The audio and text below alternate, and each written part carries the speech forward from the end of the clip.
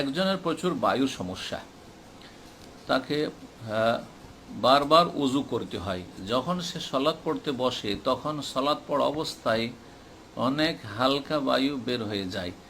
সে খুব চেষ্টা করে আটকে রেখে সলাৎ শেষ করবে, কিন্তু মাঝে মাঝে বের হয়ে যায়। ফরজ সলাৎ পড়া অবস্থায় এমন হলে সে সলাৎ ছেড়ে আবার উজু করে আসে এবং আবার প্রথম থেকে সলাৎ শুরু করে। এখন তার খুব মন খারাপ, কারণ এইভাবে সে বারবার সলাৎ ছেড়ে উঠে যেতে হয়।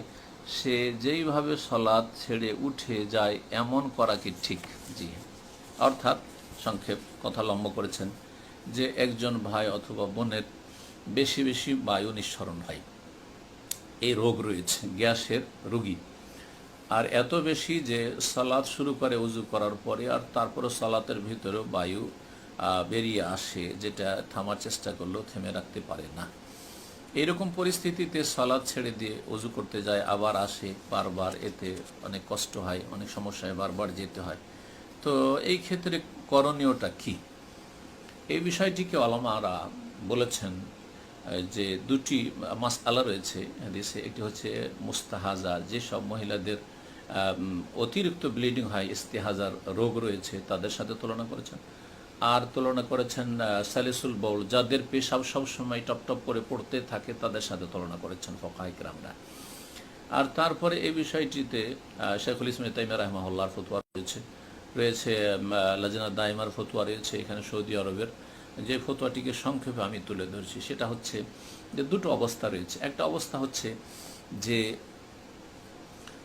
এমন বায়ু বেরোয় যেই বায়ুটা একবারে কন্টিনিউ নয়, কখনো খুব বেশি হয় আর কখনো একটু কম হয়, কখনো একটু বেশি হয় আর কখনো কম হয়। যদি এরকমটা হয় তো সেই ক্ষেত্রে আপনার উজু করে আসবে, আসার পরে এমন সময়টাই সলাৎটা আদায় করে নেবে যেই সময়টাই বায়ু কম বের হয়, ওই সময়টি সলাৎ আদায় করে নেবে।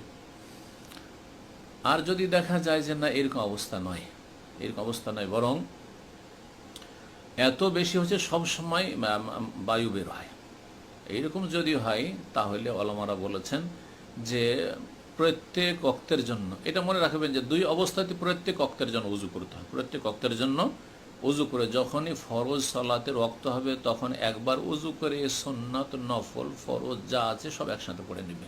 যেমন এশার সালাতের জন্য একবার উজু করবে, তারপরে তাহিয়াতুল উজু, তাহিয়াতুল মসজিদ অথবা ফরজ, সুন্নাতে রাতে বা তারপর বেতর সব পড়ে নিতে পারবে। তো দুই অবস্থাতে এরকম করবে যে প্রত্যেক ওয়াক্তের জন্য উজু করবে। যেমন ইস্তেহাজার বিধানের ক্ষেত্রে রাসূলুল্লাহ সাল্লাল্লাহু আলাইহি ওয়াসাল্লাম বলেছেন তাওয়াজ্জাই লিকুল্লি সালাতিন।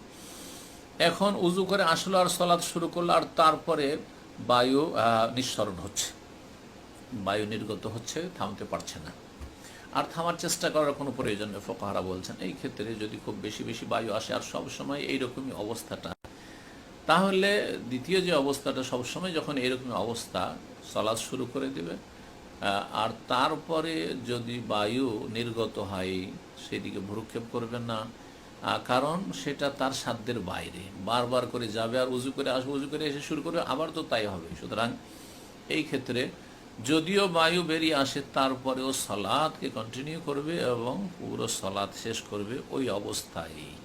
কারণ ফাত্তাকুল্লাহ মাস্তাতাতুম, আল্লাহ কোরআনে কেন বলছেন যথাসাধ্য আল্লাহকে ভয় করো, সূরা তাকাবুনে।